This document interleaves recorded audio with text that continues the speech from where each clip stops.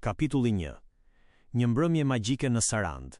Saranda, një mbrëmje vere. Era e butë e detit përzihej me tingujt e gotave dhe të qeshurave në një bar hoteli.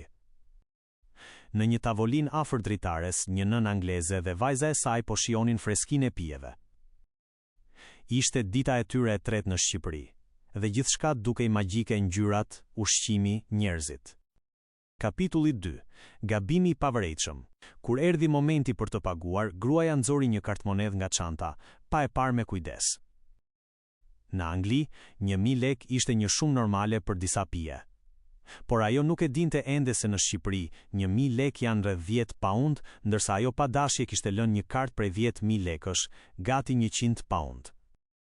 Një gabim i vogël, një shumë jo e madhe për një turiste, por e rëndësishme për çdo. Ajo u ngrit, u largua nga tavolina dhe u drejtua drejt ashensorit pas një dyshim. Kapitulli 3. Ndershmëria që zë vend, por pas sportelit, një kamarier i ri vuri re diçka. Shikoi faturën, pastaj kartmonedhën që po shuhej në ark. Nuk ishte për hir të parave, ishte për hir të së drejtës. Ai foli shpejt me recepcionistin dhe mori numrin e dhomës. 5 minuta më vonë, telefoni në dhomën e anglezes tringëlloi. Ishte recepcioni. Zonjë, ju lutemi të zbrisni një moment në hall. Ajo zbriti pa e kuptuar, me vajzën pas saj. Atje e priste kamarieri. Ai buzëqeshi dhe pa shumë fjalë, i shtriu në dorë kartmonedhat e kthimit 9000 lek, të numëruara me kujdes. E keni paguar shumë pa dashje, i tha ai me një anglishte të thyer por të ngrohtë. Këtu e keni diferencën. Kapitulli 4. Një mesazh për botën. Anglezja ngriu. Në Londër, në Paris, në Roma do të kishte ndodhur kjo. A do ta kërkonte dikush një turiste të panjohur për t'i kthyer parat? Ajo nuk kishte dyshim.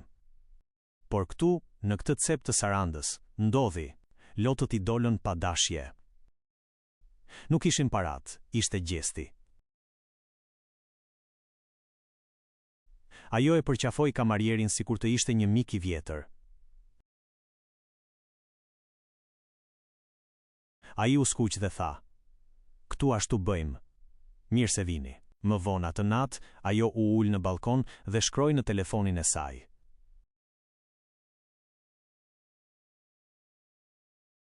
Jo për të ankuar, por për të falënderuar. E ndau historinë në Facebook, në Instagram, në grupin e udhëtimit.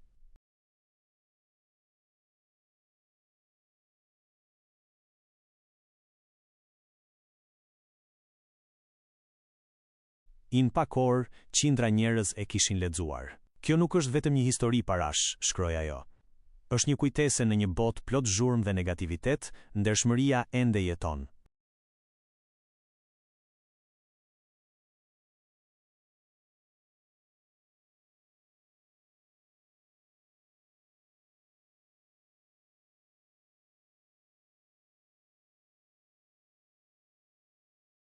Dhe ajo jeton këtu, në Shqipëri.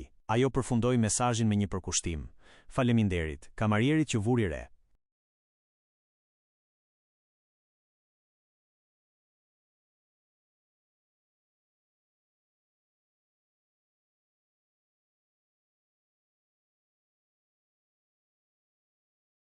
Faleminderit stafit.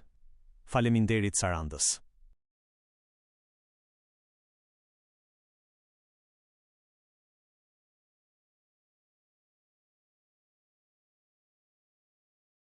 Dhe nëse dikush po pyet ku të shkoni në Shqipëri, jo vetëm për detin, por për zemrën e njerëzve.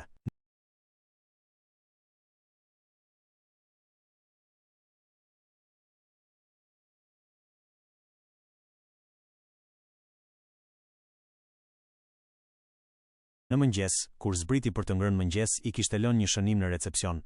Ju nuk më kthyet vetëm lekët, më kthyet besimin. Dhe poshtë kishte shtuar: do të kthehem, jo si turiste, por si shoqe.